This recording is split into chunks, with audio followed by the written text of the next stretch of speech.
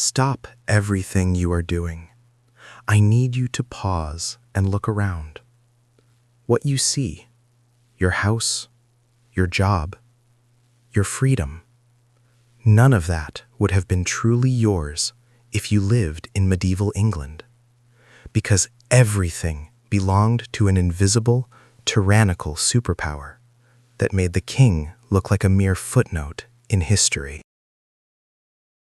Can you believe that in the age of knights and castles, the single most powerful weapon wasn't a sword or a siege engine, but a spoken word, a curse that could damn your eternal soul and strip you of every last earthly possession in one terrifying breath? This wasn't just a spiritual organization.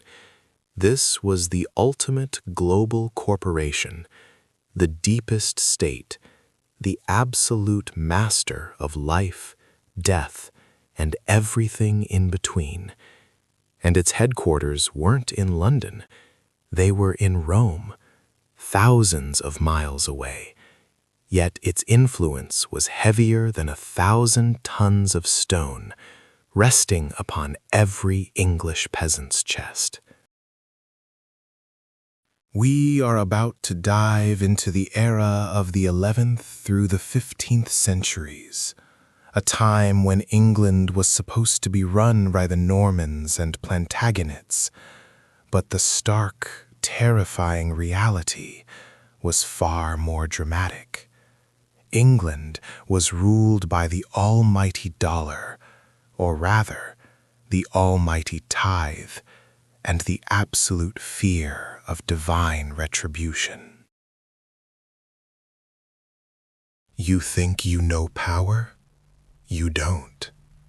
Imagine waking up knowing that the only thing separating you from the eternal, screaming pits of hell was the local priest, a man who, if you crossed him, could deny you the final rites, turning your death into a guaranteed one-way ticket to damnation. This is the untold story of the Catholic Church in medieval England, the shadow empire that ruled the land for 4 centuries, silently pulling the strings of kings, crushing rebellions before they even began, and hoarding more wealth than all the barons combined. How did a group of robed men, sworn supposedly to poverty and contemplation, manage to seize ownership of 1/3 of all arable land in England? How did they establish courts, known chillingly as the ecclesiastical courts, whispering a disrespectful word about a parish clerk? It was a slow-motion, catastrophic development no one saw coming, an insidious takeover executed not by force of arms, but by the ultimate psychological warfare, the absolute, total control of hope and fear. The moment William the Conqueror landed in 1066, he thought he was conquering England. Little did he know he was merely handing the keys to an entity far older, far richer, and far more ruthless than his Norman lineage could ever comprehend.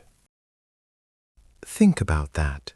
10% of everything you grew, everything you earned, automatically went into the church's coffers.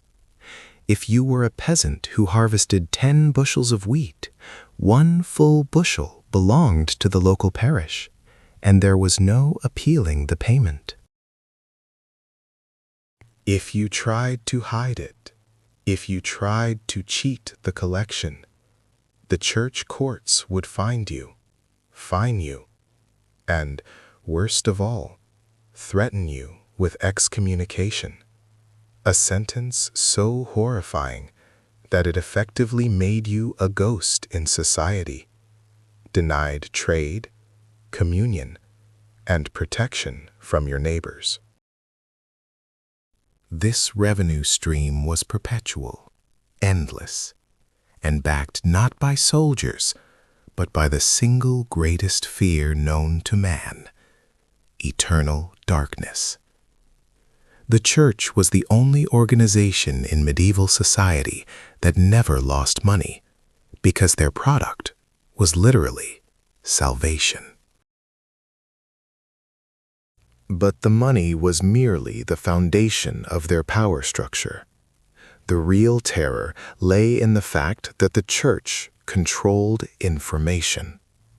In a society where maybe 5% of the population could read, the priests and monks were the sole custodians of reading, writing, and the sacred texts. They decided what the Bible meant. They decided what God wanted.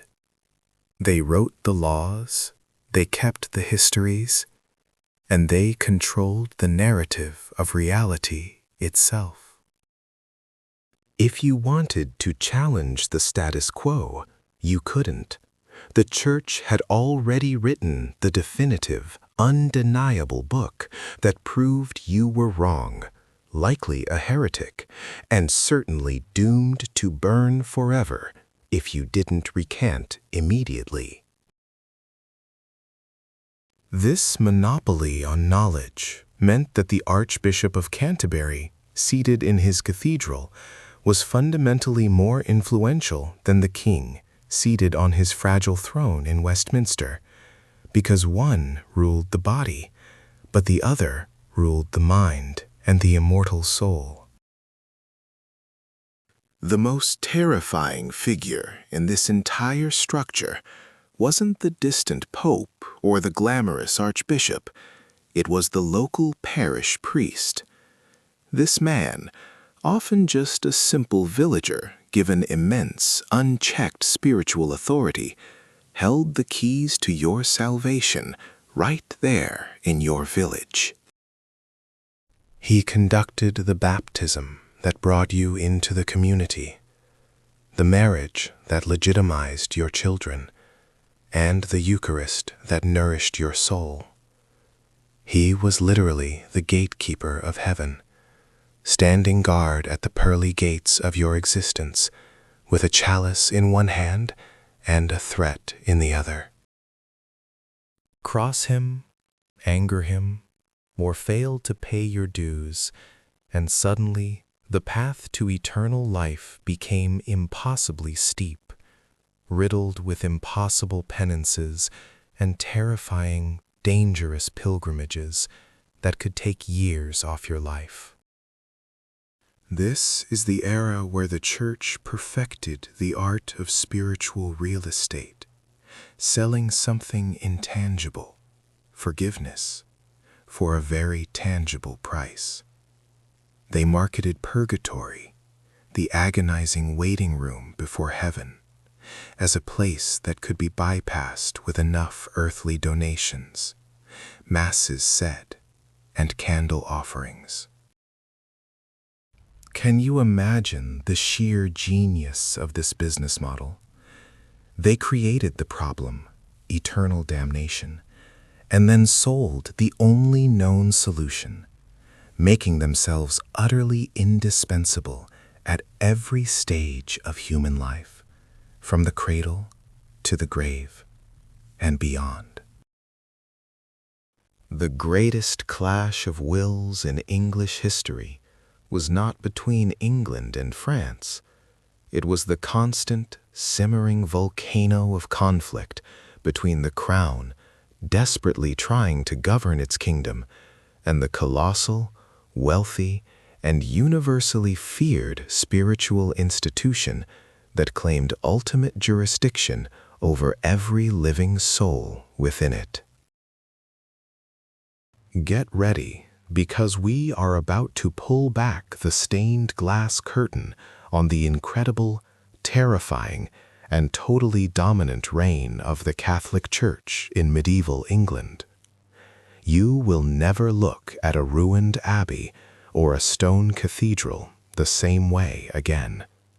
The drama begins now. The drama begins now. We established in the terrifying overture that the church was not merely a spiritual institution. It was an invisible, ruthless empire operating directly beneath the king's nose. But how exactly did this invisible empire fund its colossal operation? And how did it maintain a grip tighter than any royal decree on the throat of every single man, woman, and child in England? You must understand, the king might demand your loyalty and perhaps a military levy, but the church demanded something far more intimate, far more constant. They demanded your lifeblood. This was the infamous, mandatory, brutal tithe. It wasn't a suggestion. It wasn't a donation plate passed around on Sunday. It was the law of God, enforced by the highest spiritual courts and backed by the terrifying threat of excommunication. Every peasant, every farmer, every merchant, regardless of how poor or how destitute their family might be, was legally compelled to hand over 1/10, a full 10% of absolutely everything they produced. Think about that cold calculation. 10 sheaves of wheat. One goes directly to the priest. 10 newborn lambs. One belongs unequivocally to the cathedral. 10 coins earned in a market day. One coin is immediately surrendered to the church's coffers. No questions asked.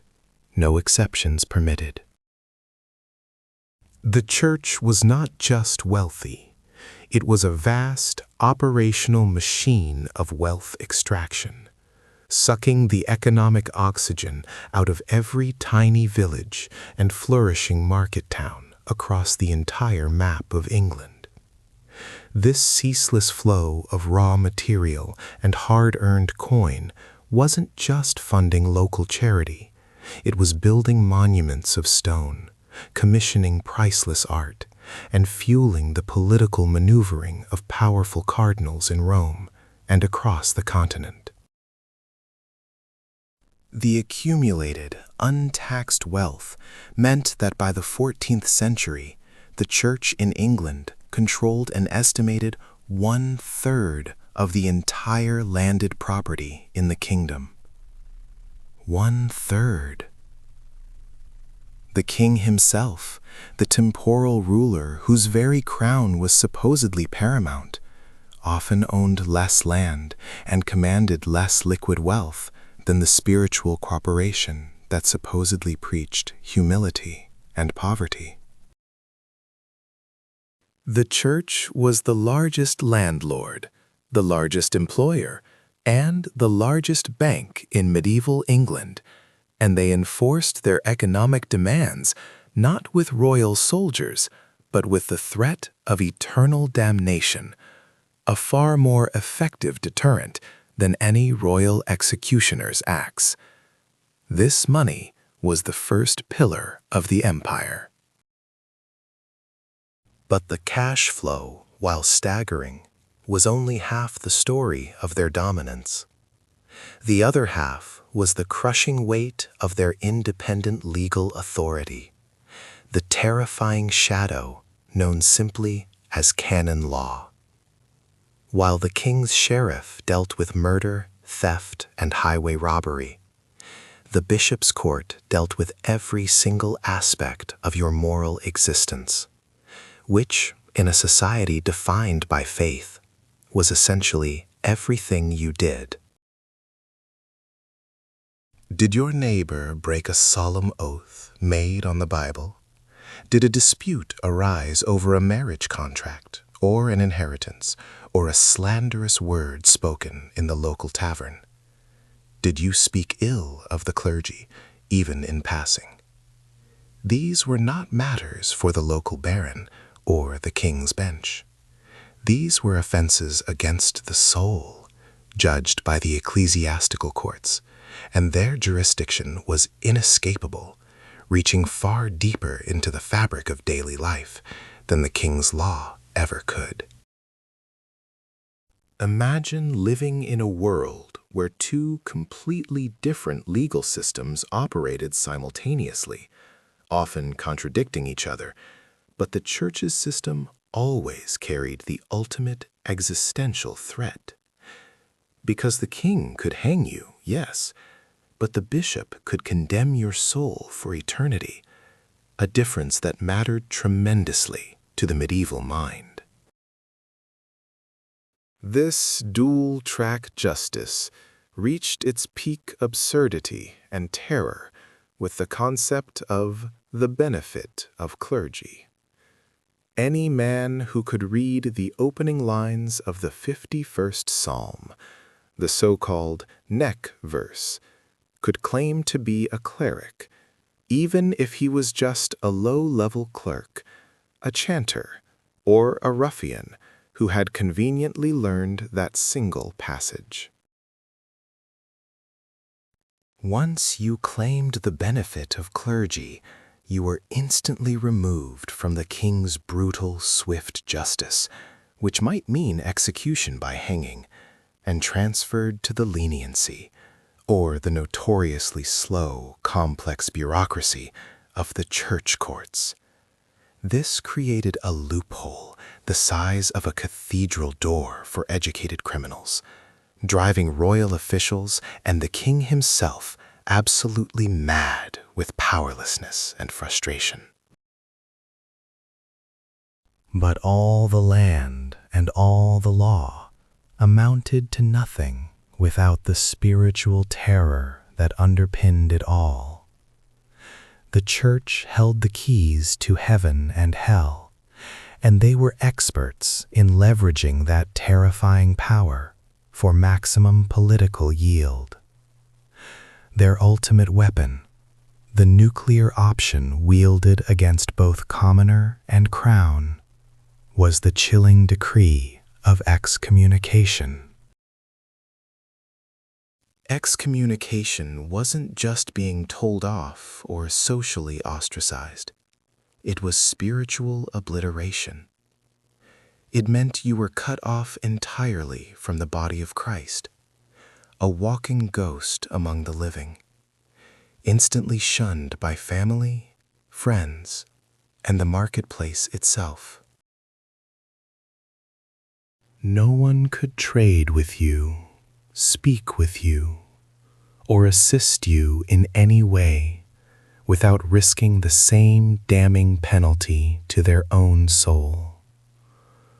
If you died excommunicated, your body was refused holy ground burial to the deepest circle of perpetual torment, as far as everyone believed.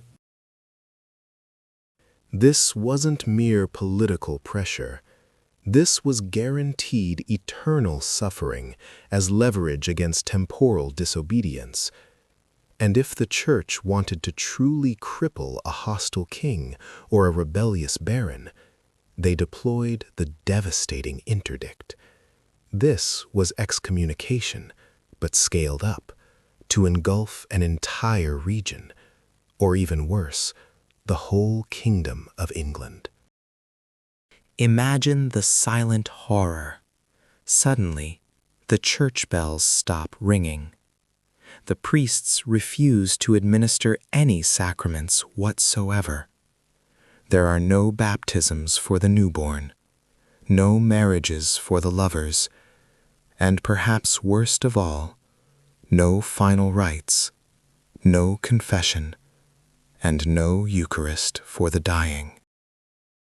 The entire population was held hostage by spiritual famine. People genuinely believed that every soul that died during an interdict was immediately plunging into hellfire, and they would turn on their king with unimaginable fury and rebellion, to force him to submit instantly to the Pope's demands. This was not a power struggle between two men. It was the physical world versus eternal damnation. And the Church never, ever lost that argument when they played that final, dreadful card. The invisible empire was built on fear, secured by gold, and defended by the promise of fire, and every soul in England knew it. The king might sit on his fragile, gilded throne, issuing proclamations across his patchy dominion, but the true master of the English soil was an entity that answered to Rome, not Westminster.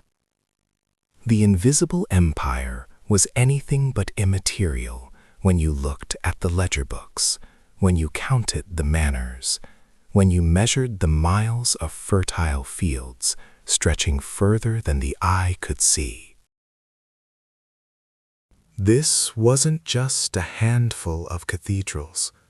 This was a colossal, untaxable land portfolio that devoured the landscape of England slice by agonizing slice. A physical manifestation of divine authority that dwarfed the king's own personal holdings.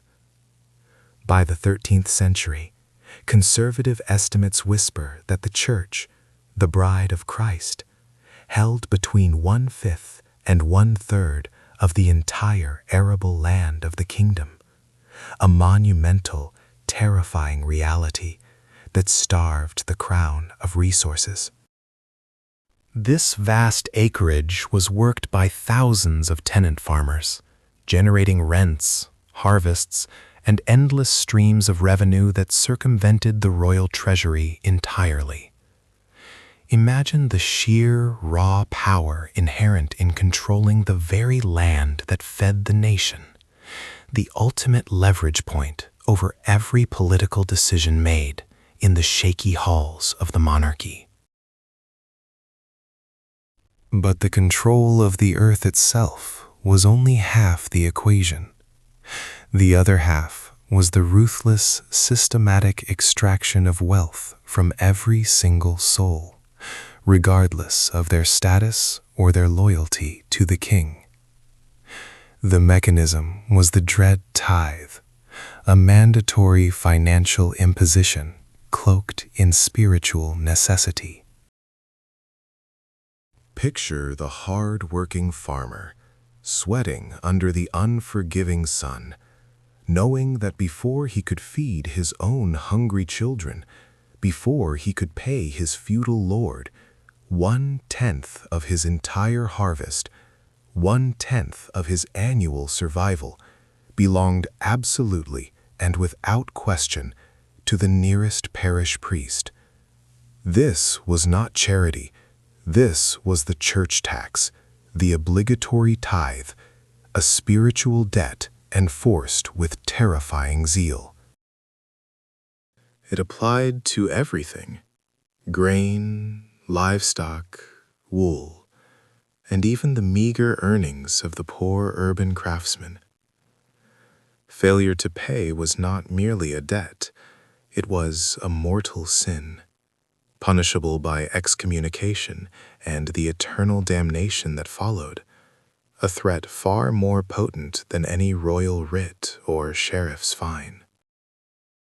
This systematic, nationwide extraction funneled vast, unimaginable rivers of grain, livestock, and precious silver straight into the coffers of powerful bishoprics and sprawling monastic orders like the mighty Cistercians and Benedictines.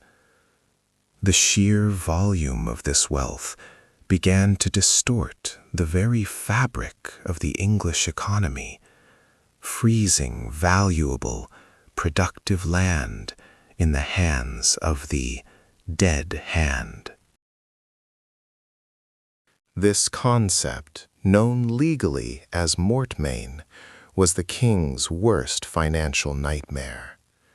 The church was buying up England, and the land, once purchased by an institution that never died, vanished forever from the king's taxable domain.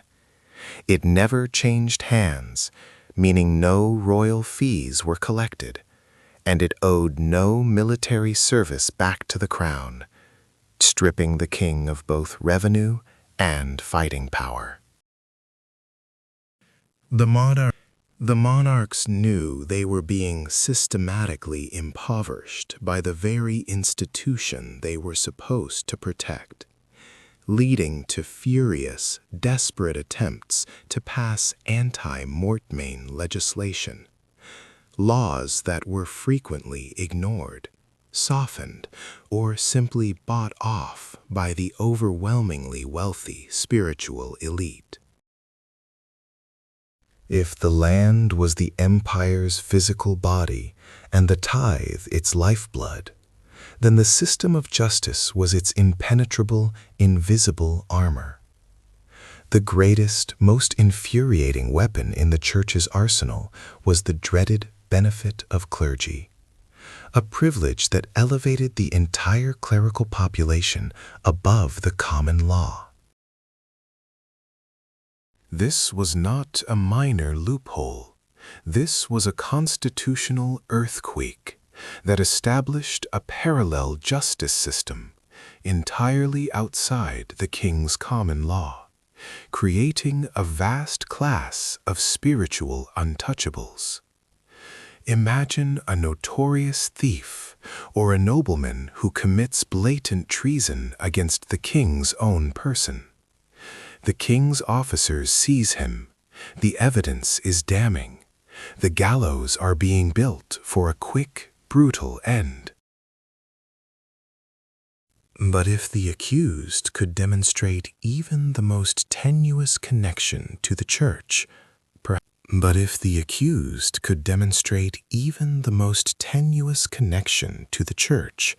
perhaps he had taken minor orders.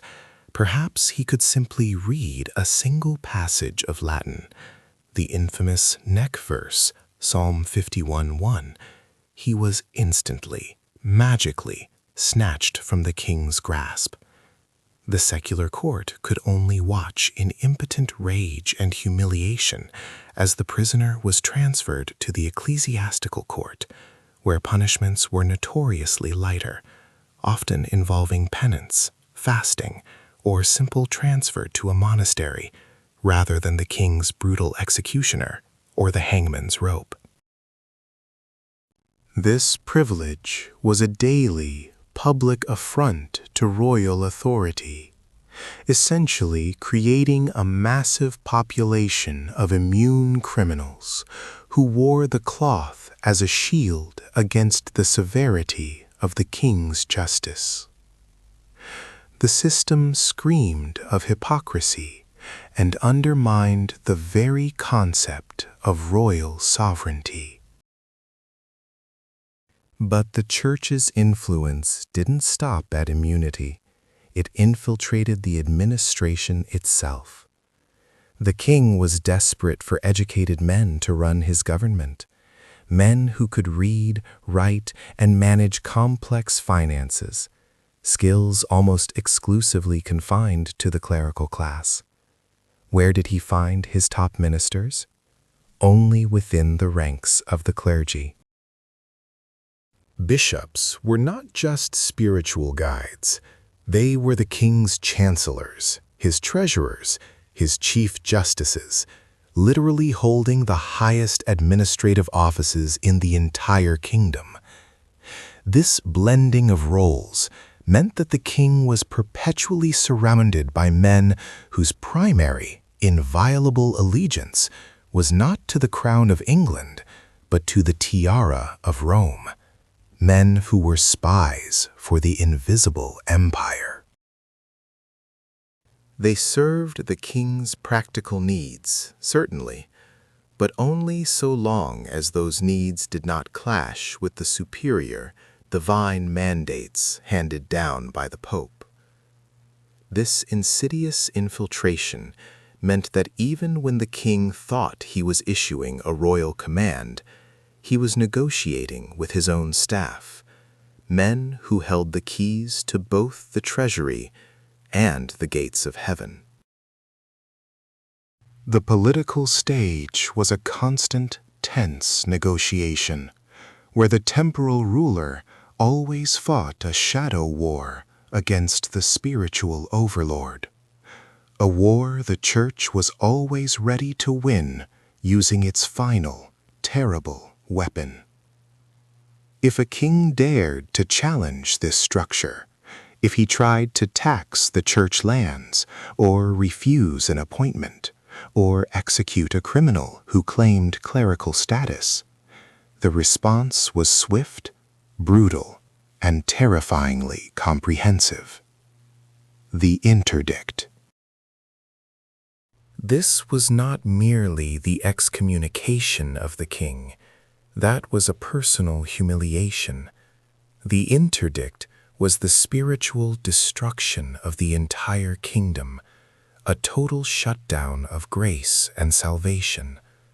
When the interdict fell, every church door slammed shut. The bells stopped ringing, their silence deafening the land. Babies could not be baptized. The sick could not receive their final rites, and the dead were dragged unceremoniously to be buried in unconsecrated ground like common animals, denied the hope of paradise. Every joyous ceremony was silenced, every comfort of faith ripped away, every promise of salvation withdrawn.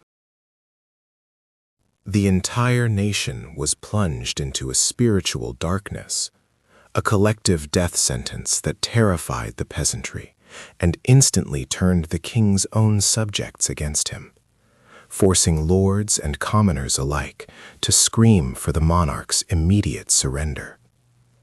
The church held the entire population hostage, and the threat of this total spiritual shutdown was the final, devastating trump card that paralyzed kings and crushed rebellions, proving that the true, unquestioned sovereign power resided not in the crown, but in the crozier.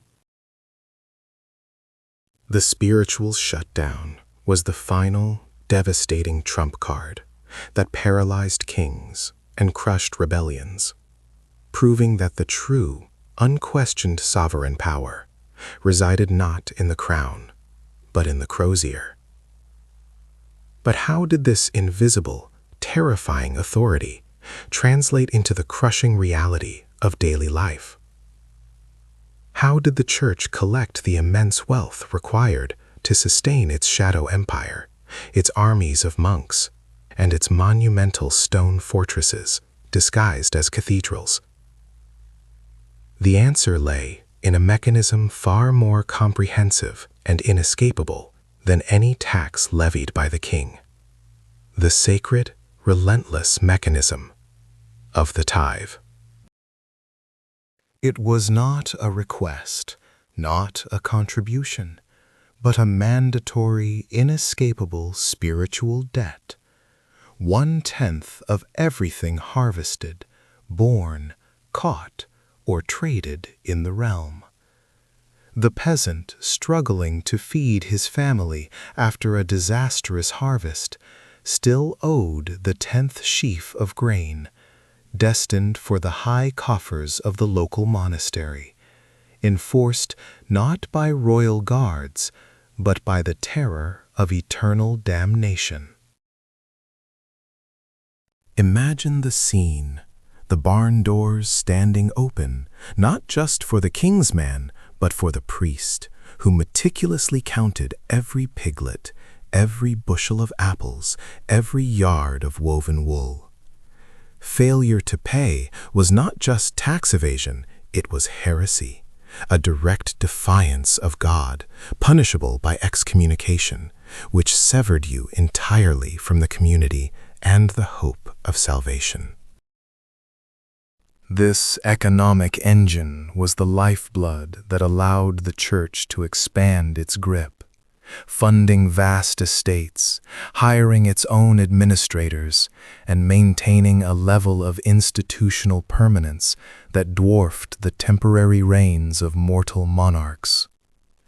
While kings rose and fell on the battlefield, the church's financial machinery churned relentlessly, securing wealth across centuries, making it the single largest landowner in England, a staggering realization of temporal dominance veiled in piety. But wealth alone was not enough. True sovereignty requires a legal framework, a system of justice that competes directly with the crown's law. And here, the church erected a separate, untouchable fortress, the canon law courts, a parallel justice system operating entirely outside the king's jurisdiction, often in. This wasn't merely a court for priests. The church claimed jurisdiction over vast swaths of civilian life. Marriage, legitimacy of children, which determined inheritance, wills, oaths, contracts, and, critically, any moral offense like adultery, usury, or blasphemy, all fell under the jurisdiction of the bishop's tribunal. Think of the power. If you wanted to disinherit a rival, you challenged the legitimacy of their birth in a church court. If a contract was broken, the threat of an oath sworn upon the holy relics was often more terrifying than any royal fine. The church courts didn't often hand down death sentences. They didn't need to. Their power lay in psychological torture, forced public penance, crippling fines called spiritual remedies, and the ultimate threat, the withdrawal of the sacraments, condemning the soul of the accused, even while they lived. This system allowed the church to regulate the most intimate aspects of English life, from the bedroom to the deathbed, making the local bishop a more immediate and feared judge than the distant king. This dual-tracked justice system created intense friction, but the most explosive element of church immunity was the infamous benefit of clergy. This singular privilege declared that any man who could claim to be a cleric, or even just be associated with the church, could not be tried by a secular court. If you committed murder, robbery, or high treason, and a royal jury found you guilty, the hangman waited. Unless you could prove you were a member of the clergy, however minor, a gatekeeper, a clerk, even a student who could read a single verse. The test became known as the neck verse, often Psalm 51:1, a line so critical it often meant the difference between the gallows and a transfer to the laxer confines of the bishop's prison. If you could recite that verse, you were handed over to the church court, where penalties were dramatically reduced, often resulting in only branding or a period of penance, effectively creating a massive loophole for the educated and the privileged. This immunity was an outrage to royal authority. It meant that the church could shield its own from the ultimate justice of the crown, allowing murderers and thieves to escape the gallows simply because they could read. It wasn't about piety. It was about institutional protection, a brazen demonstration that the church recognized no earthly king as its final adjudicator. The king's law might rule the land, but the church's law ruled the men who administered it, often leaving the royal system frustrated, undermined, and mocked by the sanctuary afforded under the cloak of clerical privilege. This two-headed system, the spiritual taxmaster and the untouchable judge, demonstrated that the Church was not just a powerful institution in England, but a sovereign power over England, capable of enforcing its will from the peasant's field to the highest courts of the realm, daring any king to challenge its divine mandate. The psychological warfare waged through canon law proved more effective than any standing army, ensuring that every soul, regardless of status, lived in constant, palpable awareness that the final, terrifying judgment did not come from Westminster, but from Rome. The true cost of eternal salvation wasn't merely obedience, it was wealth, terrifyingly collected.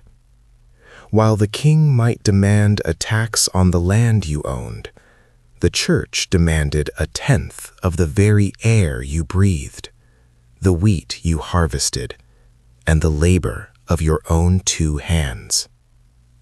This was the terrifying, unstoppable engine of the Vatican's English Empire, the compulsory, non-negotiable tithe. It was a chilling contract. Pay your 10% or risk not just financial ruin, but the complete severance from grace, the cold certainty of eternal damnation. No sheriff, no bailiff, no royal decree could challenge the local priest who stood at the edge of the harvest field, counting every sheaf of grain, every newborn lamb, every penny earned. The enforcement mechanism was far more brutal than any royal debt collector. If you refused, you were not merely fined, you were immediately subject to the terror of the spiritual sentence. Your soul was imperiled, and in an age where the afterlife was more real than the next morning, this was financial coercion raised to the level of psychological torture, designed to ensure compliance through abject, paralyzing fear. The Church didn't just demand a tenth of everyone else's fortune. It built its own upon foundations of stone and ancient charter, becoming England's single largest, wealthiest, and most audacious landowner. Estimates suggest that by the 13th century, between 1/4 and 1/3 of the entire arable landmass of the kingdom was held in the untouchable grip of monasteries, cathedrals, and bishoprics. This was land that bore fruit, produced wool, mined ore, and housed millions of tenants, all generating immense revenue that, crucially, was often exempt from the king's direct taxation. Imagine an empire inside an empire, growing fatter and richer every fiscal year, sustained by divine mandate and shielded by spiritual immunity from any earthly auditor. The sheer scale of monastic wealth was incomprehensible to the average peasant, or even the average baron attempting to finance a small campaign. Great abbey communities, Fountains, St. Albans, Westminster, operated not as hermitages, but as massive multinational corporations managing vast estates, employing hundreds, and commanding trade networks that stretched far beyond the white cliffs of Dover, trading wool across the continent. These abbeys were not just places of contemplative prayer.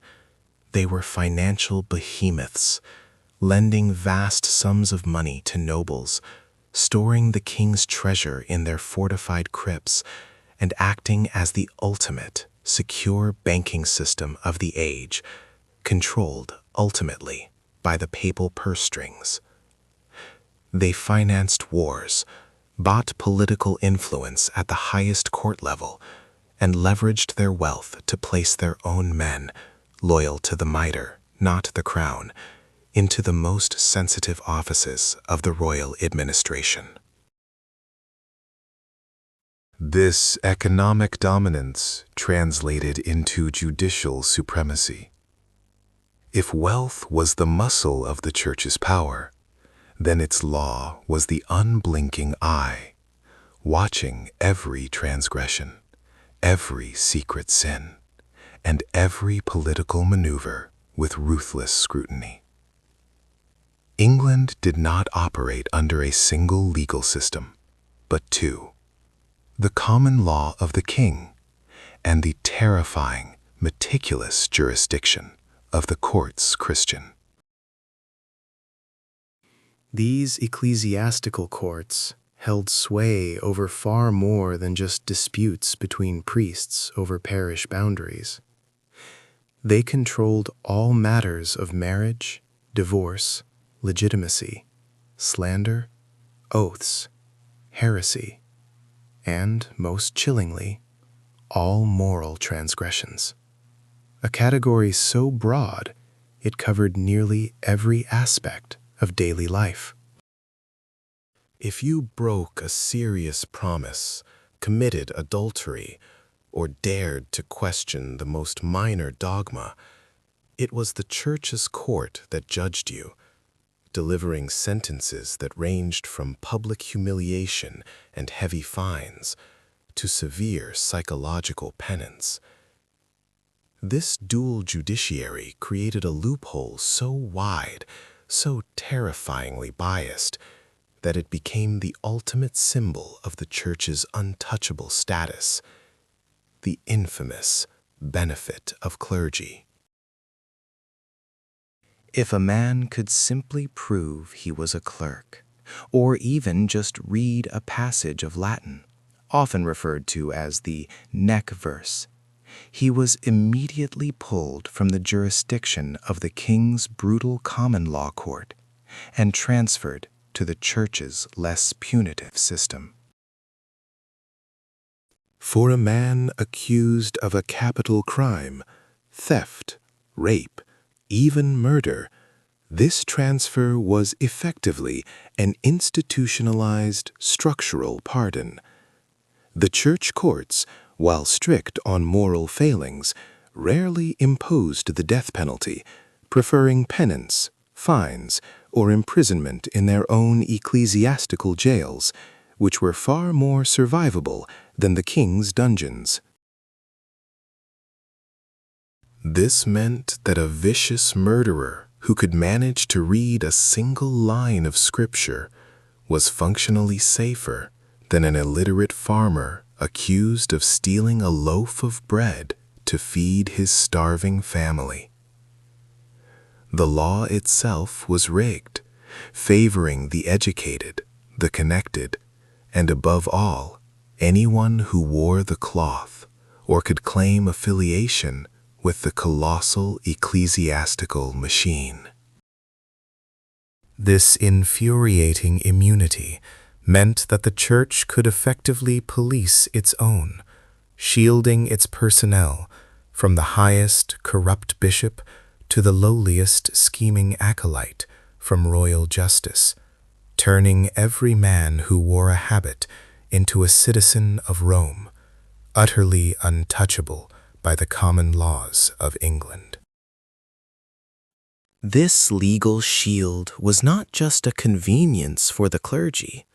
It was a constant, deliberate, and spectacular humiliation of the crown, a daily demonstration proving that even in matters of life and death, the ultimate, deciding authority rested not with the monarch sitting on the throne in London, but with the invisible, unforgiving bureaucracy, headquartered thousands of miles away, dictating English law by the power of the divine. The king's sheriff might carry a sword, enforcing the shaky, often corrupt laws of the crown. But the moment you stood before the bishop's tribunal, you realized true fear required no steel. This was the terrifying, parallel universe of canon law, God's own brutal legal code imported directly from Rome. And in medieval England, it was a shadow government far more effective than anything the royal court could conjure.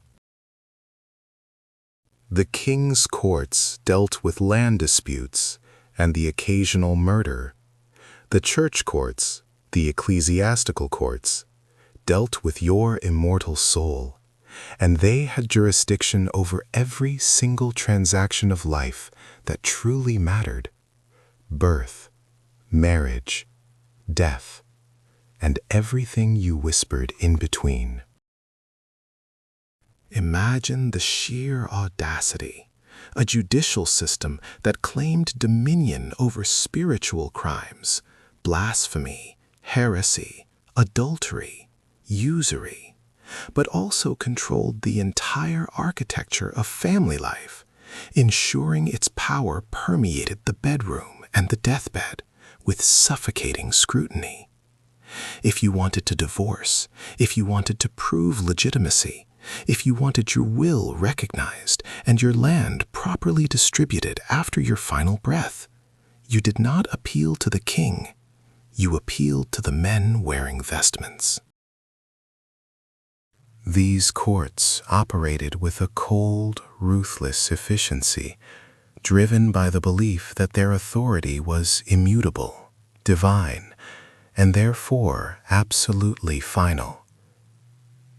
They didn't just punish, they enforced a moral purity that was impossible to maintain, turning everyday existence into a constant, terrifying tightrope walk under the scrutiny of an ever-present judgmental eye that reported back only to Rome. The penalties were often less about physical pain and more about relentless public humiliation, penance, pilgrimages, public confession, and crushing fines that stripped families of their meager savings. The civil law might fine you a shilling. The church law demanded your very dignity. But the ultimate, bone-chilling power they wielded was not the rack or the dungeon. It was the spiritual death sentence known as excommunication. This wasn't merely being kicked out of the religious community. This was utter, complete, social and psychological erasure, a terrifying void opened beneath your feet. Suddenly, you were legally radioactive. No one could speak to you, trade with you, or offer you shelter without risking their own spiritual contamination and subsequent punishment. Your debts were frozen, your contracts instantly voided, and should you die while excommunicated, your soul was instantly condemned to eternal, agonizing damnation, denied Christian burial, and the chance of salvation. This psychological weapon, wielded by a distant pope through the local bishop, made the king's death sentence look like a gentle reprimand, a swift release compared to the living hell of spiritual isolation. It guaranteed absolute terror and compliance, proving that control over the English soul was the highest form of political and social currency. And what was the fuel for this spiritual war machine? Money, of course, flowing in an unstoppable golden tide called the tithe. Every single person in England, From the dirt-poor peasant scratching out a meager living to the wealthiest baron, was legally bound to surrender 1/10, a full 10% of their annual income, their produce, their livestock, or their harvest, directly to the church. This wasn't charity. This was mandatory, enforced tribute, backed by the very real threat of eternal fire for non-compliance. A terrifying transaction where earthly wealth bought heavenly insurance. Imagine the sheer, unimaginable volume of wealth this represented, systematically extracted from every corner of the realm, year after year, century after century, without fail. The king had to fight his rebellious barons and beg a reluctant parliament for temporary taxes to fund his wars. The church simply declared that God demanded it, and the gold flowed like a massive, unchallenged river, bypassing the royal treasury entirely and feeding the great, glittering engine of the papacy. But the tithe was only the visible part of the church's financial supremacy. There was a far more insidious, permanent mechanism at work that ensured their wealth only ever increased. The dreaded law of mortmain, the dead hand. When land passed to the church, whether through a pious donation from a guilty noble seeking salvation, or a bequest in a will designed to buy prayers for the deceased, that land never returned to the taxable, usable, or politically controllable property of the realm. It was locked away forever. Unlike secular lords who died, had children who might split the estates, or faced forfeiture for treason, the church was immortal, an entity that could not be taxed, could not die, and could not be dispossessed. This meant that century after century, a massive, unquantifiable percentage of England's best, most productive agricultural and urban land was systematically being vacuumed up by the monasteries, the powerful abbeys, and the cathedrals. This relentless accumulation made the church the single largest, wealthiest, and most permanent landowner in the entire country.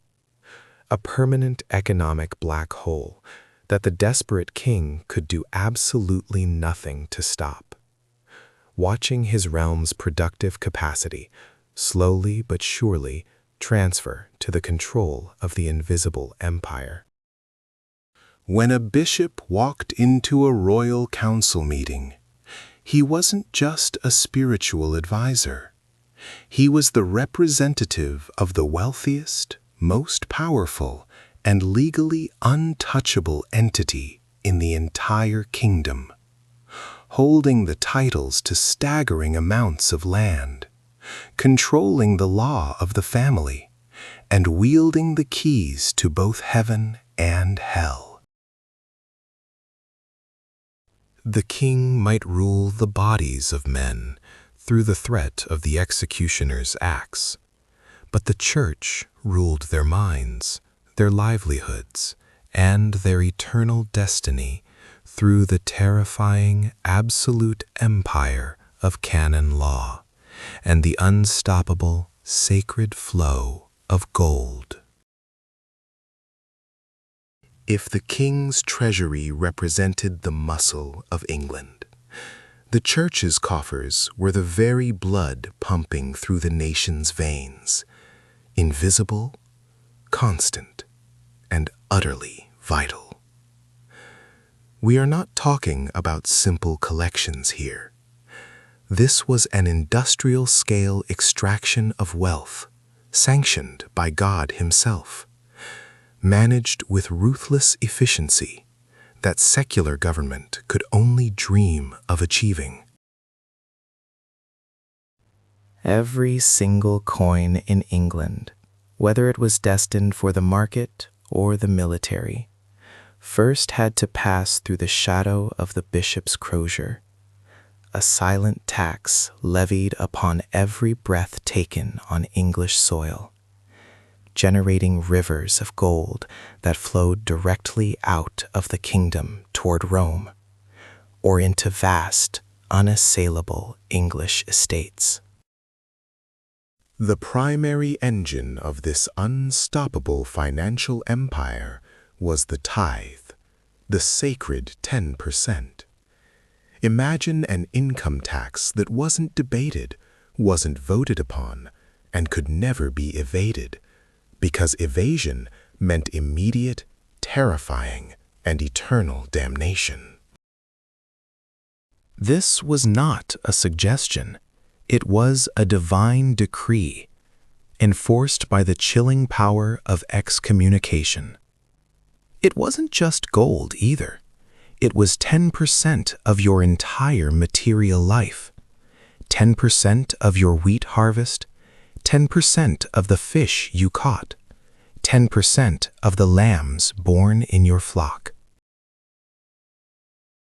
These goods were meticulously counted and demanded by the local parish priest, who was merely the smallest cog in the colossal financial machine headquartered ultimately in the Vatican.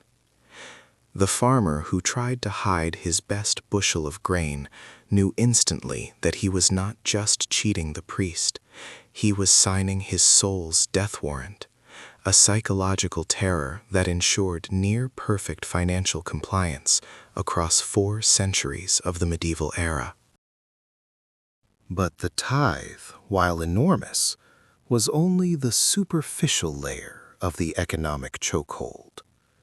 The Church invented a chilling, brilliant legal mechanism known universally as mortmain, literally, the dead hand.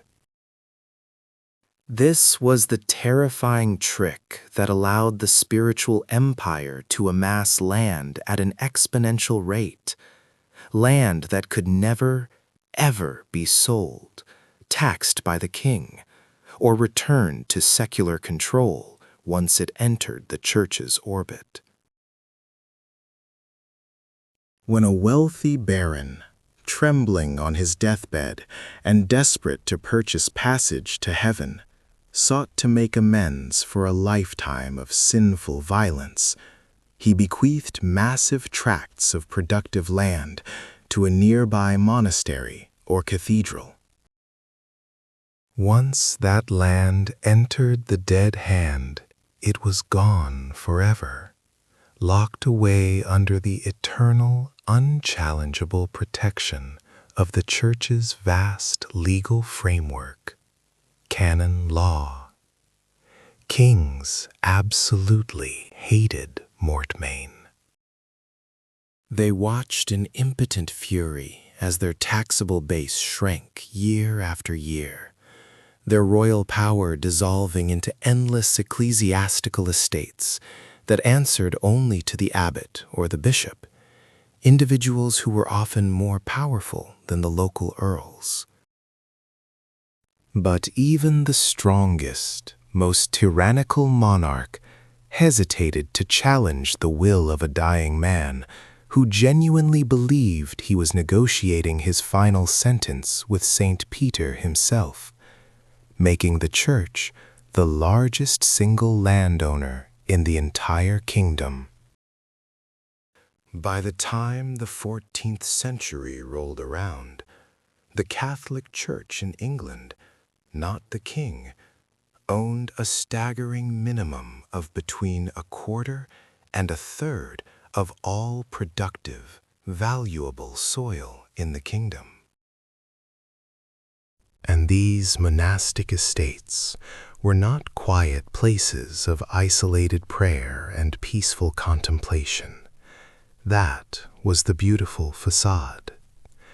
Monasteries like Glastonbury, Canterbury, and St. Albans were, in terrifying reality, medieval mega-corporations, vast industrial complexes cleverly disguised as holy retreats. They were the undisputed centers of English wool production, managing huge sheep flocks, employing thousands of lay workers across vast agricultural enterprises, operating sophisticated mills, breweries, and iron forges, and running enormous trading networks that crisscrossed Europe and the known world. They were the primary bankers of the realm, the most reliable lawyers, the only medical providers, and frequently the single largest employers of last resort. To rebel against the church was not just to risk the fiery punishment of hell. It was to risk the immediate and complete economic annihilation of your entire village and your family's livelihood. And while the king controlled the earthly courts and the bloody justice of the common law, the church maintained its own separate, perfectly parallel justice system, the dreaded consistory courts, enforcing canon law with terrifying spiritual precision. These courts claimed jurisdiction over almost every aspect of life that touched morality, contract, property, or eternal life. Wills and inheritances, all matters of marriage and legitimacy, the complex laws of contract oaths, and, most crucially, the policing of heresy and moral offenses. If you were dragged before the bishop's court, the rules of evidence were spiritual, based on oaths and compurgation, not temporal proof. The punishments might not involve the physical executioner's axe, but they involved things far more terrifying to the medieval mind: perpetual excommunication, crippling interdict, and public, life-destroying penance that guaranteed social ruin. It was this perfect, dual system of governance, the king's law for the transient body, the church's law for the eternal soul and the enormous purse, that maintained the absolute, suffocating equilibrium of clerical dominance across the realm. The church didn't need to wear a physical crown to rule. Its power was far subtler, reaching into the deepest fields, the most intimate marriage bed, the silent deathbed, and the very ledger books of every single market town in the nation. They controlled the past through their monopoly on learning and record-keeping. They controlled the immediate present through their economic might, and they controlled the terrifying future through the absolute promise or crushing denial of salvation. This spiritual empire was absolute, its foundations built on divine fear and unstoppable gold. And any king who dared to forget that essential truth would soon find his own earthly throne shaking violently under the crushing weight of a spiritual sentence more devastating than any earthly army he could muster. The king, perched precariously on his oak throne, might have imagined himself the master of all he surveyed, the land, the law, the lives of his subjects. But when the invisible gauntlet of Rome was thrown down, the earthly crown instantly became a burden of lead, a target painted for divine vengeance. He had dared to defy the robes, and now the reckoning was not coming as an army, but as a silence, a terrifying, absolute cessation of God's grace across the entire realm of England. This was the terrifying spectacle of the interdict, the nuclear option in the Church's arsenal. A spiritual weapon so potent it could bring the mightiest kingdom to its knees without a single drop of blood being spilled by human hands. It wasn't just excommunication, which severed one man from salvation. This was a mass, collective damnation, sealing the fate of millions simply because their ruler had crossed the wrong bishop. Imagine the sudden, chilling shift. One morning, the bells which had marked every hour of life, every prayer, every harvest, and every holy day for centuries, simply ceased their ringing. The deep, resonant voice of salvation was brutally silenced, replaced by an echoing void that screamed only of despair and abandonment. The heavy oak doors of the colossal cathedrals and every tiny, moss-covered parish church across England were slammed shut and bolted, not just for a day, but for an indefinite, agonizing eternity. The sacred ground, once a haven of peace and the promise of heaven, was now a forbidden, terrifying monument to the king's hubris. The common farmer, the merchant, the noblewoman, every single soul was immediately trapped in a relentless psychological siege. Suddenly, there was no baptism for the newborn infant, leaving the tiny soul in perpetual limbo, marked as a child of perdition before it could even draw its second breath. The terror of this reality was a physical weight. More horrifying still was the fate of the dying. When the plague stalked the land, or a man fell in a roadside skirmish, the last rites, the vital, non-negotiable insurance policy against eternal fire, were denied. Priests were forbidden to administer the viaticum. The dying were left to gasp their last breaths without the final blessing, their passage into the next life utterly unsecured. They were buried in unhallowed ground, thrust into ditches like animals, their graves unmarked and unblessed. The psychological impact on the living, watching their loved ones condemned to hell due to the king's political maneuvering, created a poison of resentment that was more destructive than any invading force. The people believed they were literally paying the price for the monarch's sin.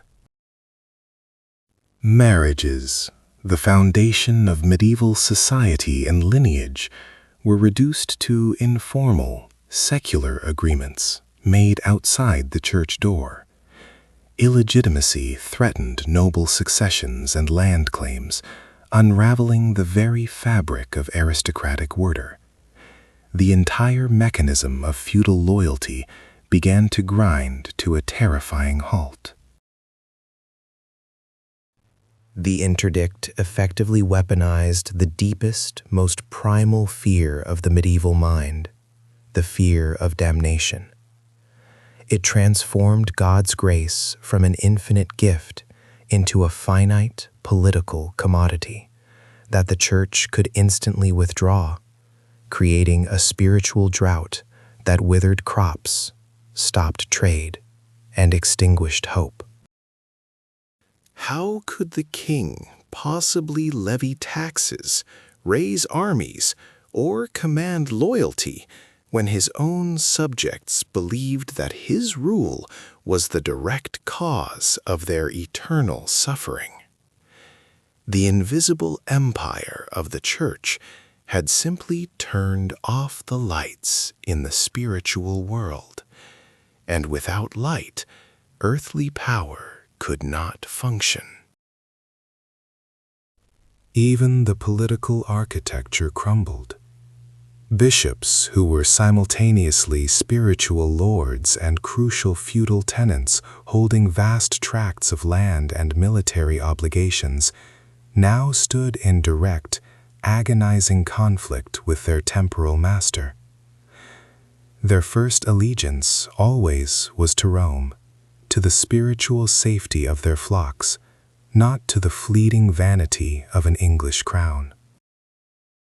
They became agents of internal dissent, legally empowered to defy royal edict in the name of God, forcing local rebellions and widespread civil disobedience.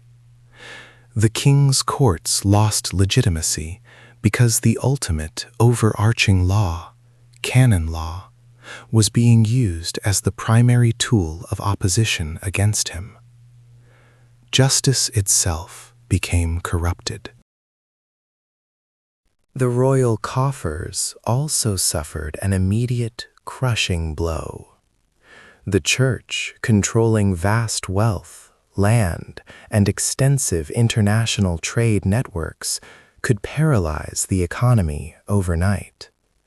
Donations ceased, monastic trade routes were disrupted, and the immense flow of wealth that lubricated the kingdom's finances simply dried up, leaving the king bankrupt and desperate. This was the true, terrifying nature of ecclesiastical power. It didn't need swords and shields to win the war. It merely needed the absolute, unquestioning belief of every single peasant, knight, and lord in the necessity of salvation. By threatening that salvation, the Church gained a leverage that transcended mere physical strength, ensuring that even the most tyrannical king ultimately had to beg forgiveness, stripped of all earthly pride, kneeling before a papal legate, desperate to hear the blessed sound of the bells ring once more. The king, witnessing the complete implosion of his realm, his treasury empty, his nobles restless, his people weeping at the sealed doors of silent churches, realized the chilling truth. He was not fighting men. He was fighting the very concept of eternal life. And in medieval England, that was a battle no mortal ruler could ever hope to win.